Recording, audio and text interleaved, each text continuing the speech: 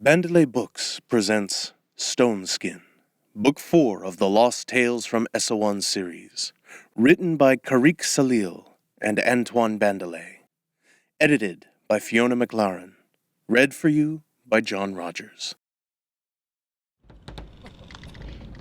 There was only a brief silence before Zala admitted, "You almost died today. I know you mean well, but there has to be a better way to earn what we need. If we keep at it, it won't be the Stoneskin that will get you." Jelani didn't argue further, keeping his eyes locked on the line into the infirmary. "What is it?" she asked quietly and with earnest. "Maybe the tip of a blade ain't so bad for me. Would be better for you. No need to worry about me no more," Jelani said grimly, almost to himself. Excerpt from By Sea and Sky.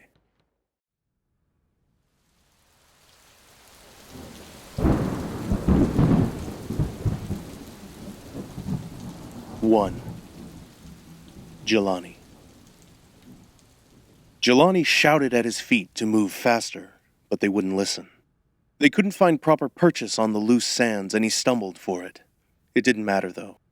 He had to get to the beach, get to the cove. Thick rain thumped down against his shoulders like 1,000 tiny blows against his skin.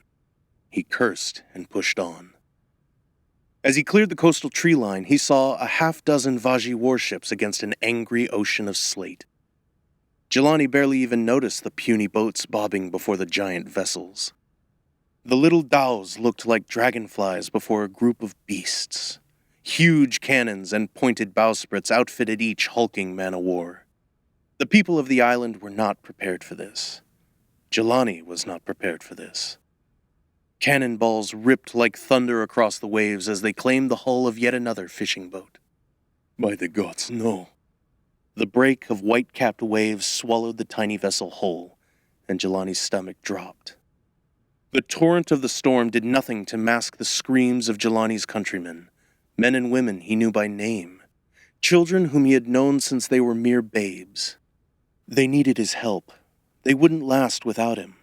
But his damned legs just wouldn't go fast enough. Where there should have been soldiers, there were only common villagers, every one of them having dropped their normal routines. They were supposed to be setting their morning traps and nets in the low tide. Now, instead, their corpses tumbled onto the sands, their clumped bodies looking like beached whales. The sight of one particular body stopped Jelani in his tracks. A boy lay crumpled on the beach, his lifeless eyes staring up at the heavens blankly. Those eyes were the same ones that had glinted in the firelight mere hours ago, when Jelani paid the child extra for the grilled fish that still sat on the table back at his shanty. Ziggy was his nickname, the boy had told Jelani. Another corpse ripped his attention from the boy. This one was furred, however, an ash-brown and black pattern of a paca, the cat people who had come to call the island home in recent years. Jelani's heart clogged in his throat, frightened to find the face that belonged to this paca. But the streaks of black fur down the front of the cat's face were not the markings he feared to recognize. His breath shot out in one long gasp. Staving off the latent fatigue threatening to claim him, he took off again toward the thick of the battle. It shouldn't have turned out this way. It was the charge of the Golden Lord and his Tide Lords to protect the island. Yet there was no aid, nor was there time to call for it. Jelani could only hope he could buy the survivors enough time. Maybe, if they could hold out long enough. That's all he could hope for. A few paces from the first group of villagers along the beach, Jelani stopped, closed his eyes, and focused, his mind reaching into the sea. He could never quite explain it to a non-mystic, the sensation of melding with the spirit of a sea creature, but it was like nothing else. A ripple lurched through his chest, and he found a large octopus racing to the depths of the ocean in an attempt to flee the chaos of the surface. Jelani stretched out his hand, touching the creature's mind with his own through Abara. "Forgive me, friend." He banished its survival instincts and replaced them with rage. Reckless fury directed the octopus to halt, then twist to the monstrous shapes above it. Jelani felt the creature speed toward a ship headed for the beach. It launched itself out of the water and attacked the Vaji helmsman, pulling the sailor under the waves. Jelani squeezed his foe with the tentacles of the octopus, feeling the creature's sinewy muscles ripple and flex as if they were his own. The helmsman clawed at the tentacles, desperately trying to free himself from the death grip. Then, the painful sensation of a blade piercing rubbery flesh seized Jelani, and he was jerked back into his own body. Jelani's body went hollow as he felt the creature's life fade away. He frowned, a short prayer of grief already leaving his lips when a boom rocked his eardrums. Jelani spun. The foreign ship blasted a devastating hole into the cliffside above. The impact shook everything around him. Rocks larger than horses rushed straight for his head. A shadow flew at his side. It threw him bodily into the air and onto the sands. "What took you so long, Kijana?" Above him stood Tafari, his friend and now savior. "Got you taking a shit?" The Paka stuck out his hand for Jelani to grab, his feline snout turned in a scowl that might have appeared terrifying to some, but Jelani knew was actually teasing. Jelani shook his head as he was lifted to his feet, amazed that the Paka could maintain his sense of humor even in dire straits like this. He lifted the spiral necklace resting against his collarbone. Its stone still glowed a faint forest green, a call for help from one Onibaro to another. "I only now got the message. Came as soon as I saw the smoke," he said in his Southern Isle Pakuan dialect. He hunched over to rest his hands on his knees to catch his breath. A group of his fellow sea-speaking Onibaro fought fiercely by the water, impressing their will upon the creatures of the sea to aid them in their struggle against the enemy. "The right side of the beach is almost gone," Jelani said, sighing through labored breaths. "If we don't do something fast, everyone here, Onibaro and not, is going to get slaughtered." A huge bellow brought both of their attentions back to the beach. The roar came from Elder Jimon, who swung his hands in an outward spiral, the ocean's waves mirroring his movement in a mystical hold. The break rotated forward and out to halt the enemy's advance. Jelani's heart skipped. The small man appeared even smaller without his signature cloak, which must have been shed at some point in the conflict. After loosing his latest wave, the elder turned to Jelani with a weary expression. While slight of build, the elder had never come across as a frail man.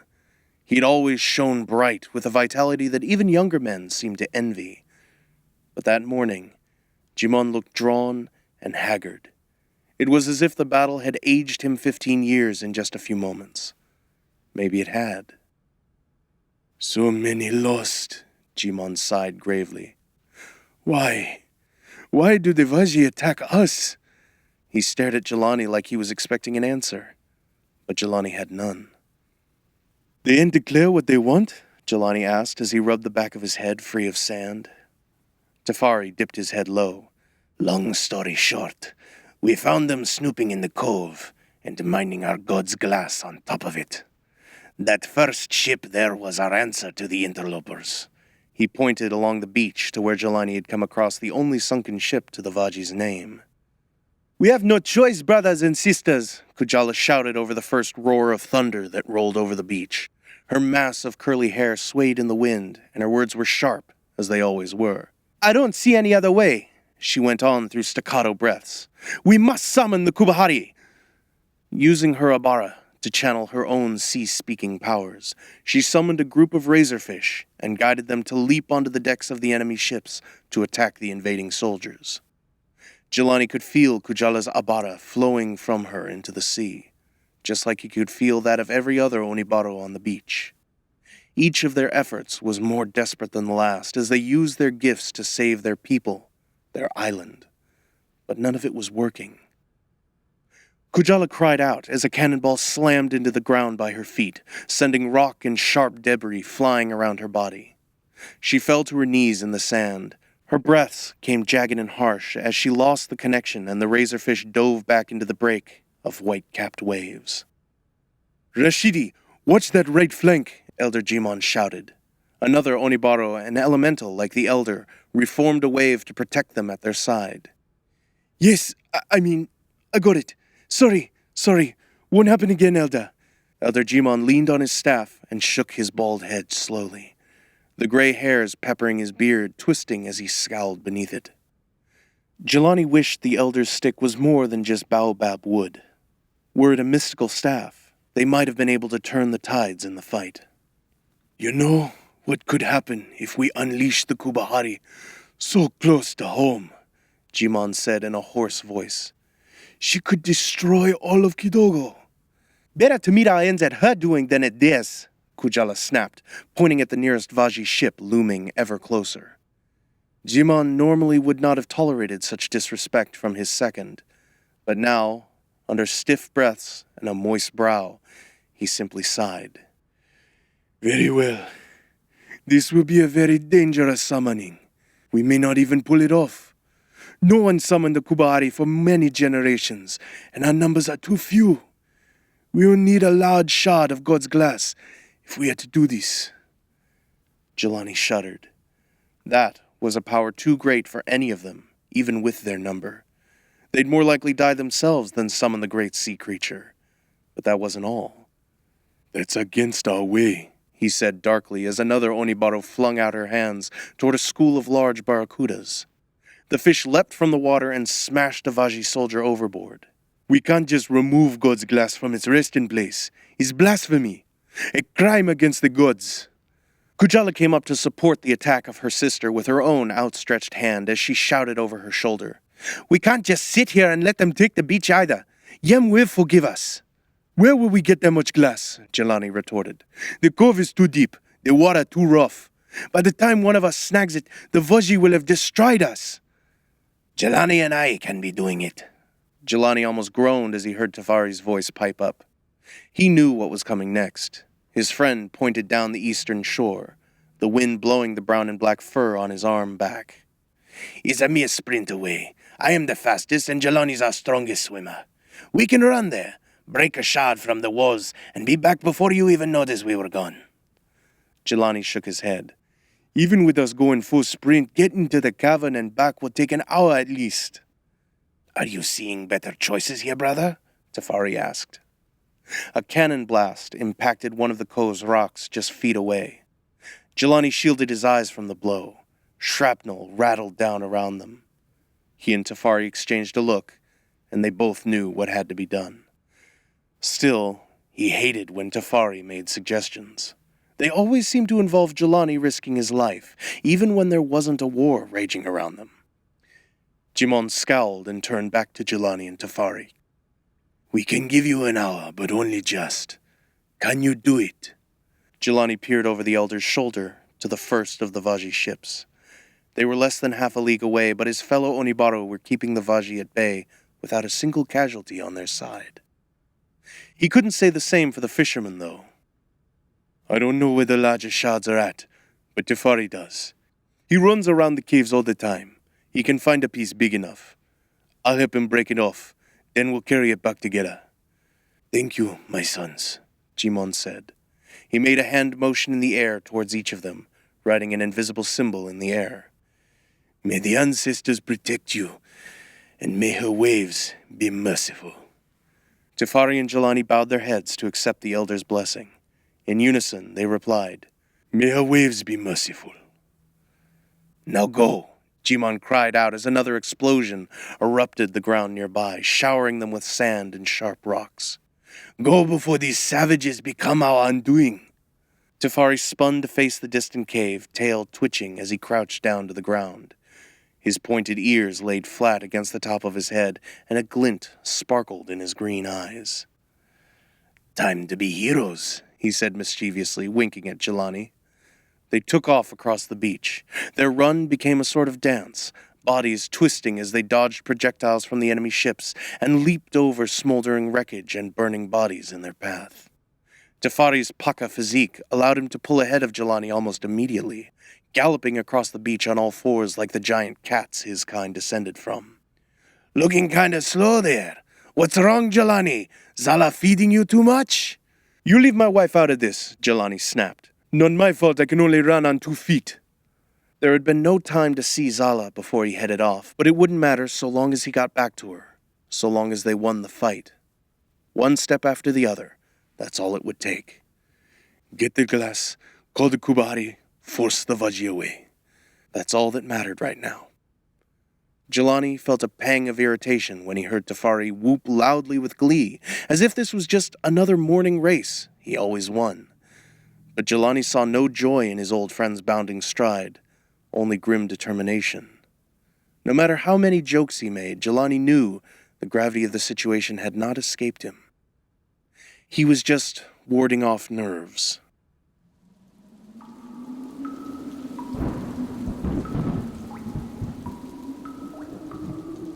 More than a few laboring strides later, they reached the cave without sustaining any injuries, save for sore calves and constricted lungs. Breathing hard, Jelani followed Tafari into the cavern, his skin prickling when the cold of the cave greeted him with its cool breath. Tafari suddenly seemed far less enthused in the face of the pool that led into the underwater cove. "You sure you're up for this, cat?" Jelani asked, his voice echoing off the crags and lapping water. "I know your kind ain't fond of the swim." "It's not the swimming that bothers me. It's the wet and cold." Tafari flashed a smile, but it faltered when another round of cannon fire rumbled in the distance. "But, considering the circumstances, I will be managing it." "All right then." Jelani pulled off his loose shirt. "Try to keep up." He dove head first and hands out, his body straight as a spear through the air and into the dark blue. The rush of water over his bald head felt as natural and smooth as breathing fresh morning air. When his family discovered his mystical abilities as a sea speaker during childhood, they wondered if he might have been descended from the ancient merfolk. The fact that he had a raw talent for swimming on top of it only added to the fervor around his magical powers. He moved under the black waters, heart thrumming in his chest. Then he broke through the surface of the water and into the cave that housed the god's glass. The ground looked like black stone teeth from some ancient rock beast, into whose maw they had unwittingly wandered. It was a small space, more like an antechamber lined with sparkling shards, with hues ranging from sapphire to violet. At the edge of the pool lay a quartet of dead soldiers. The red, white, and green colors wrapped around their padded armor told him they were Vaji. Only a few paces away was another body, one more familiar to Jelani. Knobby knees, wizened face, and a full head of long locks. Ice trickled through his insides. The corpse could only belong to Elder Lakesia. "That's why Elder Jimon is so angry, I am thinking," came the voice of Tafari as he finally swam out of the pool. "I would be too if those Dikala killed my sister." Jelani couldn't take his eyes off her body. It was so still. In life she had been so full of joy and laughter, never standing in one spot for too long, despite her age. He crouched next to her, clasping her cold hand in both of his own. "Why?" Jelani asked, his voice barely a whisper. Tafari, soaking wet fur matted around his arms and paws, shook himself vigorously before joining Jelani at the elder's side. He closed Lakesia's open eyes before murmuring, "Elder Jimon said she wanted to check on a ship docked on the northeast beach. She figured it was pirates, but, well, I'm sure you can figure it out without me saying." He nodded at a few glass shards strewn about the rocky ground, next to the dead soldiers, and then to the open chasm at the cave's far end. "How in Yim's name did the damn Vaji get through?" Jelani shook his head as he moved to examine the opening. Only he and the other Onibaru were supposed to know how to break the seal leading to their isle's natural resource. "We don't know," Tafari said. "They must have been here for moons trying to figure out the old tongue that would get it open." Jelani spun on his heel. "How did we not know?" "There's no time, friend. We can't do anything for her, and we don't have the time to figure out how the bloody Dikala did it. These lot paid for it." Tafari gestured at the dead soldiers. "Elder Lakesia saw to that, but now we have to help the others." Jelani's mind raced with questions. So many things didn't make sense. Why were the Vaji attacking? They were supposed to be a peaceful people, at least when it came to their relations with Kidogo and the other Sapphire Isles. And Elder Lakesia dead? This was all too much. Tafari squeezed his shoulder. I get it, Jelani. It's a lot. But I need you to focus. Our brothers and sisters won't hold out much longer. Right, Jelani murmured. Right. With legs that didn't want to walk and arms that didn't want to move, Jelani started searching for a shard of glass that could power the summoning. But he could only see glass belonging to the trickster god and the sky god, neither of which would help them.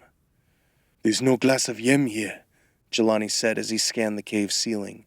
It was covered with stalactites, but little else. In fact, there were many bald spots surrounding the sapphire shimmer of the sky glass. There's a lot missing. Mostly Ula's glass. That's the Vaji's doing, Tafari said, approaching Jelani's shoulder. Come, we'll have to go deeper to find what we need. Aqua glass will do the trick, yes? Jelani nodded. Tafari disappeared into the recesses of the cave and straight into the dark chasm. Jelani couldn't see him past a few paces. He realized that he did not have a torch or any other light source that he could use to scan the cavern. Jelani tried to push through the slip of the cave, but it was far too tight for his rigid human body. I can't get through. What do your cat eyes see, my friend? Jelani asked the gaping maw of the cave. No answer came. The once faint sounds of the battle thumped closer and louder. He tried to venture into the darkness, but his foot slipped on a slimy patch of stone. Jelani winced as his knee slammed into the rocky cave floor. He cursed under his breath and rubbed his knee, annoyance seeping into his voice. Tafari! Still no answer. Did the Paka fall? Was he so deep that his cry for help couldn't be heard? Jelani spun on his heel, looking for anything that could help. But what could he do in the end but shout? And shout he did. Tafari! A minute passed. Then another. Jelani tried to channel out all other sounds, the distant cannon blasts, the lapping of water in the pool behind him, as he strained his ears to hear anything he could. What if he lost Tafari? He'd known him for all his adult life. He could remember the first day he and his family came to the island when they fled from the Great War in the East. Just a refugee then, a closed-off recluse, spirit shattered by horror and bloodshed. Jelani had almost forgotten about that Tafari, a far step removed from the one he knew today. The life of the festival, the jester without a court. Someone like that couldn't die. The gods would never permit it. But there were a lot of things the gods should have never allowed. I got it! Tafari's cry echoed from the darkness. Jelani breathed easier, the tightness in his chest coming loose. Apologies, friend. I had to go real deep. The outline of the cat approached him, staggering slightly under the weight of something heavy in his arms. Tafari got close enough for the dim light cast from the glass around them to reveal his face. He cradled the most massive shard of Yem's glass Jelani had ever seen. It was enormous, the size of a small melon, a jagged crystal that reflected every shade of blue, azure, cerulean, turquoise, and sapphire. It was like looking into the depths of the ocean itself. Well, when a job needs getting done, Tafari sure as the stars will do it. Jelani never tired of the sight of the glass, transfixed by its ebb and flow. It was like looking at a piece of the great mother of the ocean herself. He could have sworn he heard a voice emanating from its surface, like the old songs of merfolk. It was truly a wonder to behold. But then he looked past the colorful reflections, listened beyond the faint music, and saw the foreboding blackness deep at its core. The black eye seemed to pulsate with menace. Beautiful and deadly. Well, are you going to stare at it all day, or are you going to help me? Tafari snapped. This thing is heavy. Shit, my fault. Jelani shot his hands forward to share the weight. Though the shard was no larger than a melon, it felt like it weighed more than 30 stones. The two of them intertwined their arms into a cradle underneath the shard. Oddly, the aqua glass seemed entirely weightless once they dipped back into the pool, not unlike the way Jelani felt when he was enveloped by the ocean's embrace. As soon as he and Tafari settled into a stable position, they pushed forward into the water, gripping the shard carefully. and a short swim later they were back to the first pool and cave, where the storm against the rocks and the cannon blasts outside rocked their ears once more. As they pushed forward, Jelani couldn't help thinking of the power at the shard's center. If anyone were to draw upon the power for too long, the crystal would dissolve and expose its core. There was a reason its use was deemed sacrilege. But he also knew that this was an Onibaro's duty, to protect the isle at all costs, both spiritually and physically. And receiving the curse in this manner was truly nothing but honorable.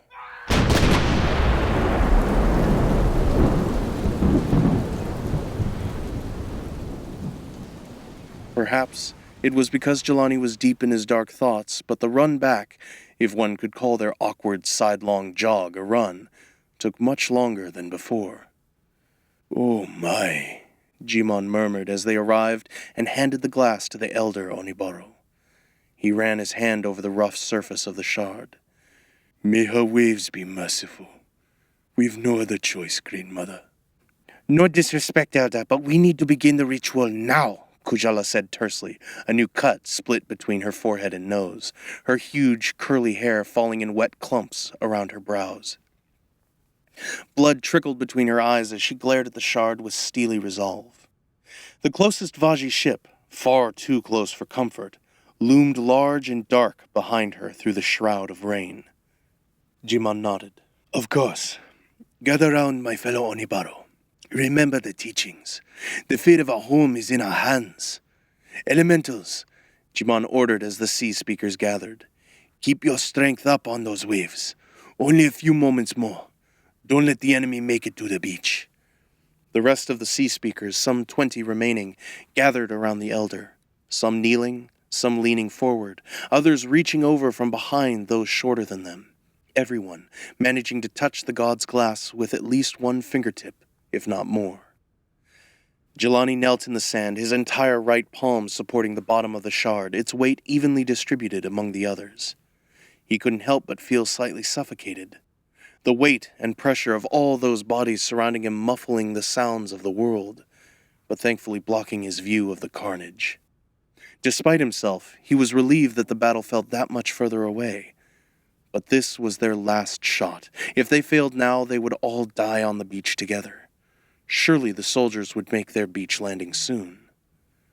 Jelani narrowed his eyes, focusing on the glass. Almost in unison, a low chanting swelled from the circle of Onibaro. Jelani knew the incantation well. He'd often fantasized about summoning the beast when he was younger, and the elders had first taught him the ritual. But in the face of such death, he couldn't help thinking of his youthful musings as just that. Shame tempered his childish dreams, and fear reminded him not to let his thoughts stray too far from the magic, lest the ritual fail and doom them all. He struggled to still his hand from shaking, the consequences of the summoning looming in his mind. Every Onibaro casting the spell knew touching the core meant the end of their lives. But as Jelani looked between the faces of his brothers and sisters, human and Paka alike, none of them seemed to share his concerns. They knew what was at stake. Jelani couldn't afford to let them down. As their chant picked up in speed and intensity, Jelani felt the shard grow warm and slowly change shape, becoming smaller and lighter with each passing moment, rounder and smoother with each passing second. Continuing to chant, Jelani opened his eyes and saw the shard visibly diminishing. Even in its refined form, the lights of blue and white swirled within it like a raging ocean. He stared as the colors disappeared, bleeding from the shard and flowing in sinuous beams into the air around them. It gave way to the black mass at the shard's center. He turned to the others.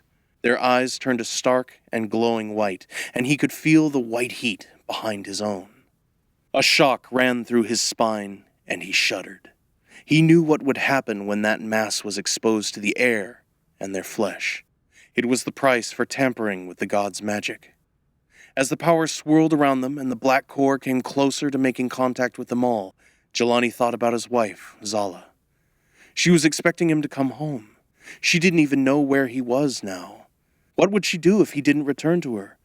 Could she survive on her own? Jelani snorted. Of course she could, but she didn't deserve to never see him again. Did he have to sacrifice his life in order to protect the village?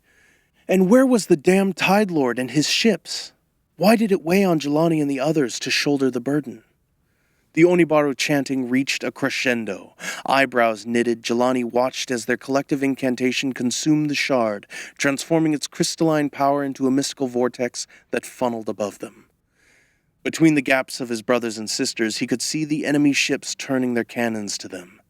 The elemental's control over the waves had finally diminished. They had done the best they could, but now Jelani could only assume they were dead too.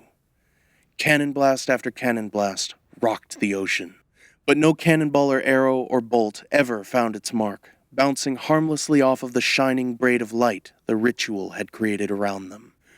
Just a few more words. Jelani bared his teeth against the pull of Abara, binding he and his fellow Onibaro together and filtering back out in a mystical cyclone. The heat on his hand was almost unbearable, and the shard had gone from a large and beautiful mosaic of flashing hues of blue to a black orb of death. There couldn't be more than a few seconds remaining before the last layer of the glass burned away. The closer his hand got to the core, the more the air crackled. All Jelani could think of was Zala. Jimon spoke the final word of the incantation, and the other Onibaro opened their mouths to echo his words, bringing the ritual to a close. Before the last syllable of the ultimate word left his lips, Jelani pulled his hand back like a child coming too close to a bonfire, but not before an icy chill spread through his middle finger and made his whole body go stiff. A burst of light emanated from the group of Onibaro, knocking them all to the ground. Jelani could sense it cover the entire island in a rapidly expanding ring that swept across the ocean until it could no longer be seen. The cannon fire stopped, and a hush hit the beach. Jelani raised his head and peered at the militia who had made it to the island. They stood in the sands, looking at each other in confusion. Even the storm seemed to subside, as though the rain gods themselves were cowering before a great monstrosity. A large, guttural sound bubbled from the ocean like a war horn cutting through a battlefield.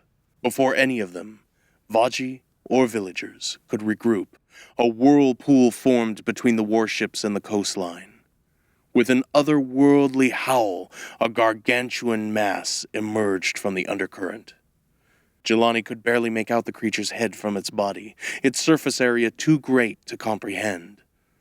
All he saw at first were teeth, or maybe horns, each one longer than the mast of the tallest Vaji ship. Tentacles of different shapes and girth thrashed and splashed waves larger than hills. Fishing dhows and warships alike tousled like leaves in the wind. Those closest to the ancient were broken and swallowed underwater within seconds. Through the break of water, Jelani thought he saw a gigantic eye, milky and unseeing. It blinked in the early morning gray, looking almost confused, like it didn't understand why it was there. The Imperial ships fired on the Kubahari, maiming its ancient skin.